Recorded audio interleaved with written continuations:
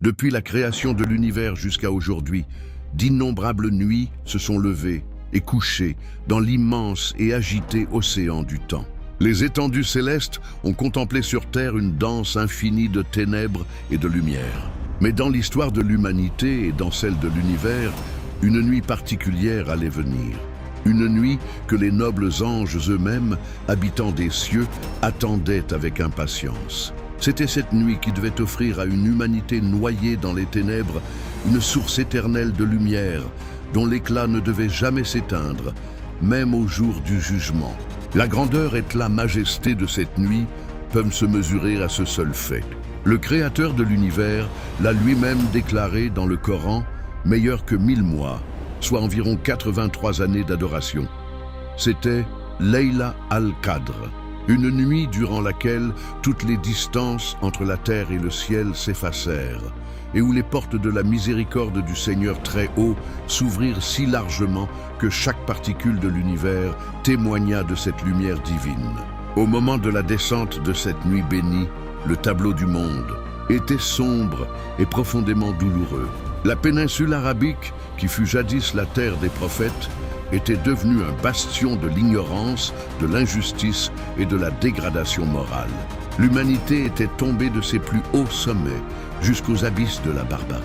Les gens se prosternaient devant des pierres sans vie qu'ils avaient eux-mêmes sculptées et leur adressaient leurs vœux. Le fort dévorait le faible. L'horrible coutume d'enterrer vivantes les filles nouveau-nées était répandue et la vie humaine n'avait aucune valeur. C'était l'époque où l'âme de la terre levait les yeux vers le ciel, attendant un sauveur, un guide, une lumière capable de percer ces ténèbres épaisses pour y répandre la clarté de la vérité. Et alors, dans sa sagesse infinie, Allah décida que l'heure était venue d'illuminer la terre de sa plus grande et dernière lumière. Au milieu de ces profondes ténèbres et de cette corruption sociale, dans les vallées de la Mecque, vivait un être dont le cœur, pur et immaculé, était profondément troublé par cette ignorance et ce polythéisme. C'était Muhammad ibn Abdallah, que la paix et les bénédictions d'Allah soient sur lui. Son cœur souffrait de voir la société s'égarer ainsi, et il s'éloignait souvent des habitations pour chercher la vérité. À quelque distance de la Mecque se trouvait une petite grotte appelée la grotte de Hira, qui devint le lieu de retraite et de réflexion du prophète. Loin du tumulte de la ville et de la souillure de l'idolâtrie, c'était un endroit paisible et silencieux. Il y séjournait plusieurs jours d'affilée, absorbé dans la contemplation du véritable créateur de l'univers et dans la méditation de ses lois. Les silences et les solitudes de la grotte de Hira étaient en réalité le prélude à la plus grande tempête de lumière qui allait bientôt transformer pour toujours les croyances et les pensées du monde. Puis vint l'heure bénie entre toutes. C'était le mois sacré de Ramadan lors d'une nuit impaire. Une paix étrange régnait dans le ciel. Les vents semblaient s'être arrêtés avec respect et chaque particule de l'univers retenait son souffle dans l'attente d'un événement d'une immensité sans pareille.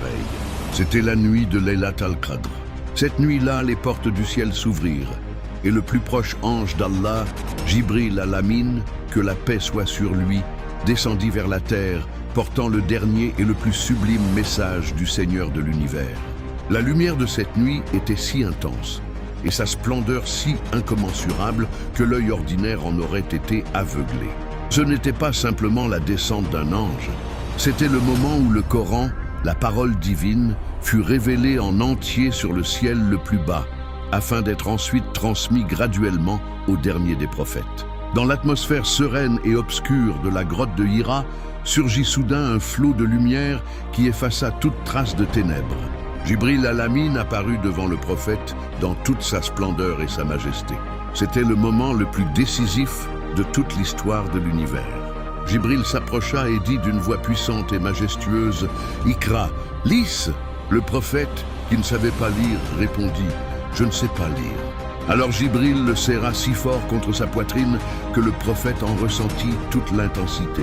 Cette étreinte n'était pas un simple geste physique, c'était le transfert du poids immense de la prophétie et de la force prodigieuse de la parole divine qui s'installait désormais dans un cœur humain.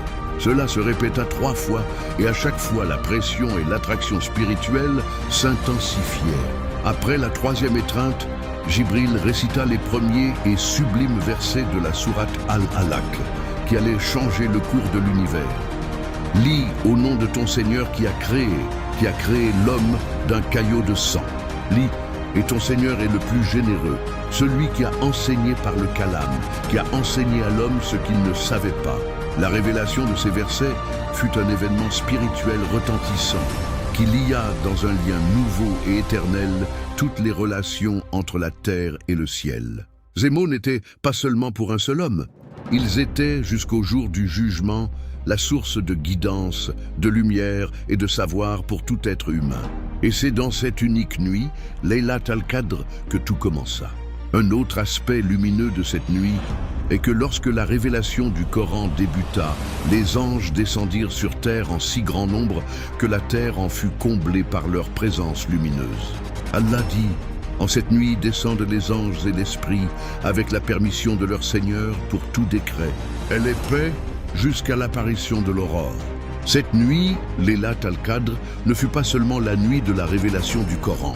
Elle devint la ligne lumineuse la plus brillante de l'histoire humaine, traçant pour toujours une frontière claire entre le vrai et le faux, entre la lumière et les ténèbres, entre le savoir et l'ignorance. Et grâce à cette nuit, l'humanité reçut la charte qui lui annonce le succès dans ce monde et dans l'au-delà.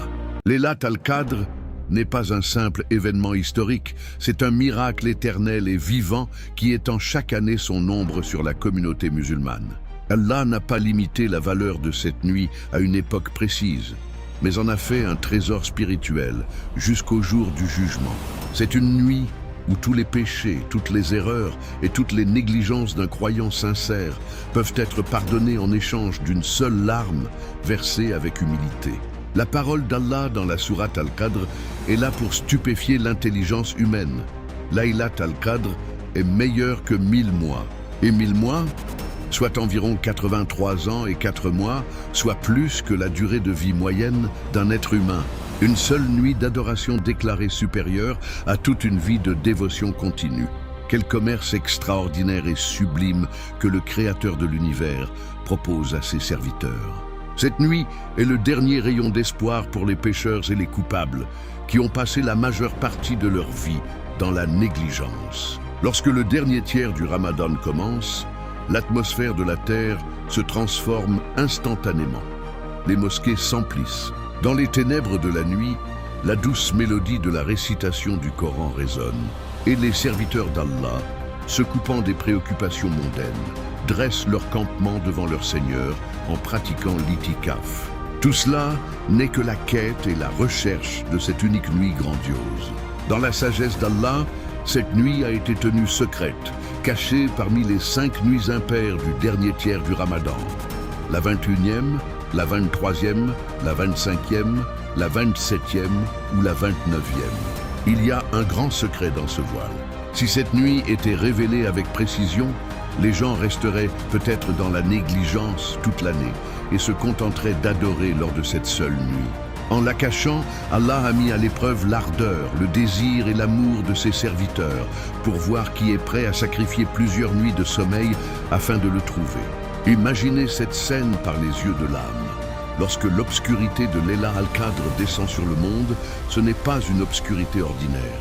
C'est une nuit tout entière de lumière. Une sérénité particulière emplit l'univers cette nuit-là, un apaisement que l'on ne peut ressentir lors des nuits habituelles. Les vents se calment et chaque particule de la création semble absorbée dans la glorification d'Allah. Et lorsque le matin de cette nuit se lève, le soleil apparaît sans rayon perçant, tel un disque sans éclat vif. C'est le signe que toute la nuit, le va-et-vient des anges entre le ciel et la terre a voilé l'intensité du soleil. Ces paysages ne se capturent pas avec les yeux du monde. Ils se gravent dans les battements du cœur d'un croyant et dans les larmes qui coulent de ses yeux. Laylat al-Qadr est en réalité la nuit où les destins s'écrivent.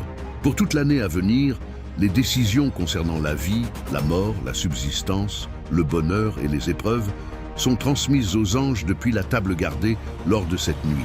C'est pourquoi chaque supplication, chaque imploration et chaque prière adressée durant cette nuit parvient directement au trône divin.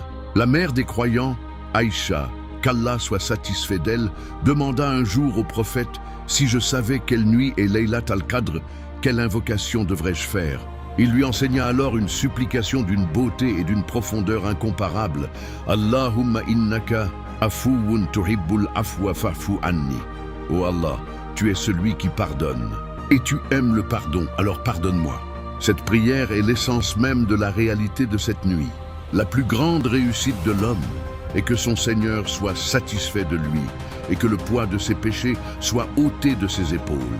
Elle est paix jusqu'à l'apparition de l'aurore. Des premières ténèbres de la nuit jusqu'aux premiers rayons de l'aube, ce ne sont que miséricorde, bénédiction et pardon qui pleuvent du ciel sur la terre. L'histoire de Laylat al-Qadr n'est pas un simple recueil de mots. C'est un voyage spirituel qui commença il y a 1400 ans dans les ténèbres de la grotte de Hira et qui frappe encore à la porte de nos vies chaque année. Cette nuit nous appelle « Viens et réconcilie-toi avec ton Seigneur. Viens et réécris ton destin avec l'encre de tes larmes. » L'histoire de Laylat al-Qadr est l'histoire du plus grand amour de l'univers, celui d'un créateur pour sa création. Et tant que cet univers existera, cette nuit continuera chaque année à descendre du ciel, apportant lumière, paix et miséricorde en offrande.